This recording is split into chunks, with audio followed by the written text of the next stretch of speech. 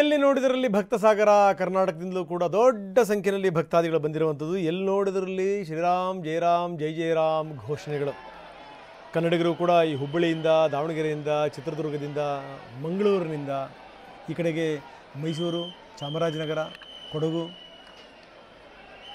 ಬೆಂಗಳೂರು ಈ ಭಾಗದಿಂದ ಹೋಗಿರುವಂಥ ಹಲವಾರು ಜನ ಈಗಾಗಲೇ ದರ್ಶನವನ್ನು ಮಾಡಿದ್ದಾರೆ. ಬನ್ನಿ, ರಾಮನ ದರ್ಶನ ಮಾಡಿದಂಥ ಕನ್ನಡಿಗರು ಏನು ಹೇಳಿದ್ದಾರೆ ನೋಡೋಣ. ಶ್ರೀರಾಮ ಮಂದಿರ ನಿರ್ಮಾಣ ಆಗಿದೆ. ಶ್ರೀರಾಮಲಲ್ಲ ದರ್ಶನಕ್ಕೆ ಜನರು ಸಾಗರೋಪಾದಿಯಲ್ಲಿ ಬರ್ತಾ ಇದ್ದಾರೆ. ನಾನೀಗ ಶ್ರೀರಾಮ ಕಾರಿಡಾರ್ನ ಮುಂಭಾಗದಲ್ಲಿದ್ದೇನೆ. ನೋಡ್ತಾ ಇರ್ಬೋದು, ಸಾಕಷ್ಟು ಸಂಖ್ಯೆಯಲ್ಲಿ ಭಕ್ತರು ಇಲ್ಲಿ ಬರ್ತಾ ಇದ್ದಾರೆ. ನಮ್ಮ ಜೊತೆ ಇದ್ದಾರೆ ಕನ್ನಡಿಗರು ಕೂಡ ಇದ್ದಾರೆ. ಬೆಂಗಳೂರಿನಿಂದ ಬಂದಿದ್ದಾರೆ, ಆನೇಕಲ್ನಿಂದ ಬಂದಿರತಕ್ಕಂಥದ್ದು. ಗುರುಗಳೇ ಹೇಳಿ, ಇವತ್ತಿನ ಅಯೋಧ್ಯೆಯ ಸ್ಥಿತಿ ಹೇಗಿದೆ? ರಾಮ ಮಂದಿರ ಉದ್ಘಾಟನೆ ಆಗಿದೆ, ಪ್ರಾಣ ಪ್ರತಿಷ್ಠಾಪನೆ ಆಗಿದೆ, ಭಕ್ತರನ್ನ ನೋಡ್ತಾ ಇದ್ರೆ ನಿಮಗೇನು ಅನ್ಸುತ್ತೆ? ಇವತ್ತಿನ ದೃಶ್ಯ ಬಹುಶಃ ತ್ರೇತಾಯುಗದಲ್ಲಿ ರಾಮನ ಸನ್ನಿಧಿಗೆ ಬಂದಂಥ ಕಪಿ ಸೈನ್ಯ ಇತ್ತಲ್ವ, ಆ ರೀತಿ ಭಾಸ ಆಗ್ತಿದೆ. ಎಲ್ಲೆಲ್ಲಿ ನೋಡಿದ್ರು ರಾಮಭಕ್ತರು ರಾಮಭಕ್ತರು ರಾಮಭಕ್ತರು, ಶ್ರೀರಾಮ ಶ್ರೀರಾಮ ಜಯರಾಮ, ಇದು ಬಿಟ್ಟರೆ ಬೇರೆ ಏನೂ ಕೇಳ್ತಿಲ್ಲ. ರಾಮಭಕ್ತರ ಹೊರತಾಗಿ ಬೇರೆ ಏನೂ ಕಾಣ್ತಿಲ್ಲ. ಹೆಜ್ಜೆ ಇಡಲಿಕ್ಕೂ ಸಾಧ್ಯವಿಲ್ಲದಷ್ಟು ಜನಸಂಖ್ಯೆ ಇಲ್ಲಿ ನೆರೆದಿದ್ದಾರೆ. ಅವ್ರದ್ದೆಲ್ಲರದು ಒಂದೇ ಆಸೆ, ರಾಮನನ್ನು ನೋಡಬೇಕು, ನಿನ್ನೆ ಪ್ರತಿಷ್ಠಾಪನೆ ಆಗಿರ್ತಕ್ಕಂಥ ರಾಮಲಲ್ಲನ ಮೂರ್ತಿಯನ್ನು ಕಣ್ತುಂಬಿಸ್ಕೊಳ್ಬೇಕು, ತಾವು ಧನ್ಯರಾಗಬೇಕು ಅಂತೇಳಿ ದೇಶ ವಿದೇಶದ ಸಾಧು ಸಂತರು ಎಲ್ಲರೂ ಸಹ ಇಲ್ಲಿ ನೆರೆದಿದ್ದೇವೆ. ಆದರೆ ಸಕಾಲದಲ್ಲಿ ದೇವರ ದರ್ಶನ ಆಗಲಿಕ್ಕೂ ಕೂಡ ಕಷ್ಟ ಆಗ್ತಾ ಇದೆ. ಯಾಕಂದರೆ ಪೊಲೀಸರು ಇಷ್ಟು ಜನಸಂಖ್ಯೆ ನಿಯಂತ್ರಣ ಮಾಡಲಿಕ್ಕೆ ಹರಸಾಹಸ ಪಡ್ತಿದ್ದಾರೆ. ನಾನು 18ನೇ ತಾರೀಕಿನಿಂದ ಇಲ್ಲಿದ್ದು ನೋಡ್ತಿದ್ದೀನಿ ಪರಿಸ್ಥಿತಿ.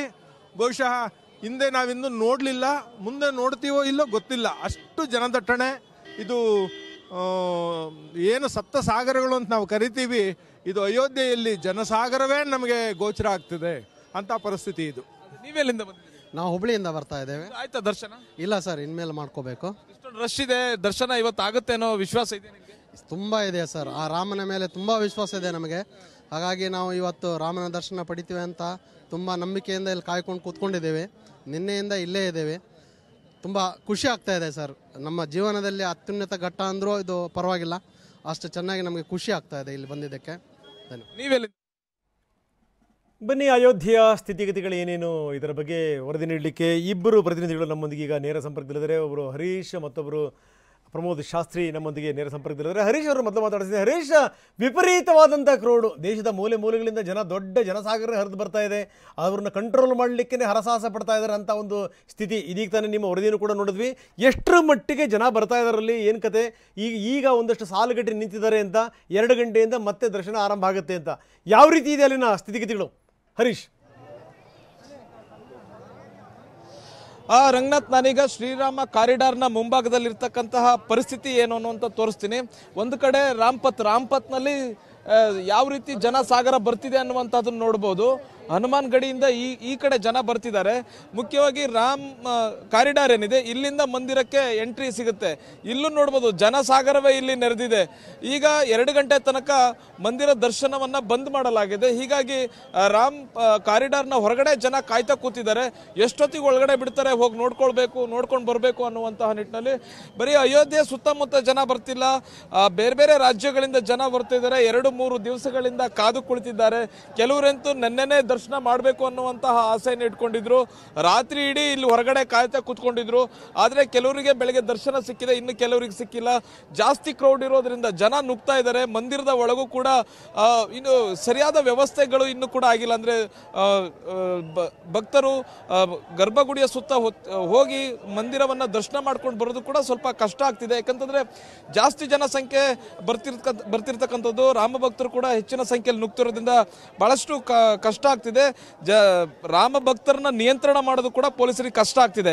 ಇನ್ನೊಂದ್ ಕಡೆ ಕೆಲವರು ದರ್ಶನ ಮುಗಿಸ್ಕೊಂಡು ಬಂದಿದ್ದಾರೆ, ಇನ್ ಕೆಲವರು ದರ್ಶನಕ್ಕೆ ಹೋಗ್ತಿದ್ದಾರೆ. ನಮ್ಮ ಜೊತೆ ಇದ್ದಾರೆ, ನೋಡ್ಬೋದು ಕನ್ನಡಿಗರು. ಸರ್, ನೀವು ಎಲ್ಲಿಂದ ಬಂದಿದ್ದೀರಿ? ಹರಿಕೃಷ್ಣ, ನಂದು ರಾಯಚೂರು ಗೋಪಿ ಅಂತೇಳಿ. ನಾನು ಬೆಳಗ್ಗೆ 6:15ರಿಂದ ಹೋಗಿ 8 ಗಂಟೆಗೆ ದರ್ಶನ ನಮ್ದು ಆಯಿತು. ಭಾಳ ಚೆನ್ನಾಗಿತ್ತು. 4-5 ಬಾರ್ಗೇಟ್ ಇದ್ದಾವೆ.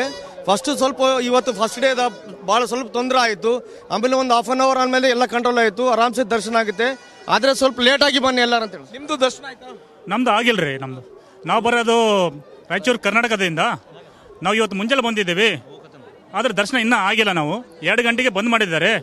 ಇಲ್ಲಿ ಸ್ವಲ್ಪ ನಮ್ಮದು ಲಾಡ್ಜಿಂಗು, ಸುಲಭ ಫೆಸಿಲಿಟೀಸ್ ಅಷ್ಟು ತೊಂದರೆ ಆಗಿದೆ ನಮಗೆ. ಅಂದ್ರೆ ಕೆಲವರು ದರ್ಶನ ಮಾಡ್ಕೊಂಡು ಬಂದಿದ್ದಾರೆ, ಇನ್ನು ಕೆಲವರಿಗೆ ದರ್ಶನ ಸಿಕ್ಕಿಲ್ಲ. ಈಗ ಹೋಗ್ತಾ ಇದ್ದಾರೆ, 2 ಗಂಟೆಗೆ ಮತ್ತೆ ಗೇಟ್ ಓಪನ್ ಆಗುತ್ತೆ, ನಂತರ ದರ್ಶನ ಮಾಡಬೇಕು ಅನ್ನುವಂಥ ನಿಟ್ಟಿನಲ್ಲಿ ಕೆಲವು ಭಕ್ತರು ಕಾದು ಕುಳಿತಿದ್ದಾರೆ. ರಂಗನಾಥ್, ಓಕೆ, ನೀವು ಹಾಗೆ ನೀವು ಸಂಪರ್ಕದಲ್ಲಿರಿ, ಇನ್ನಷ್ಟು ನಾನು ಮಾತಾಡ್ತೀನಿ.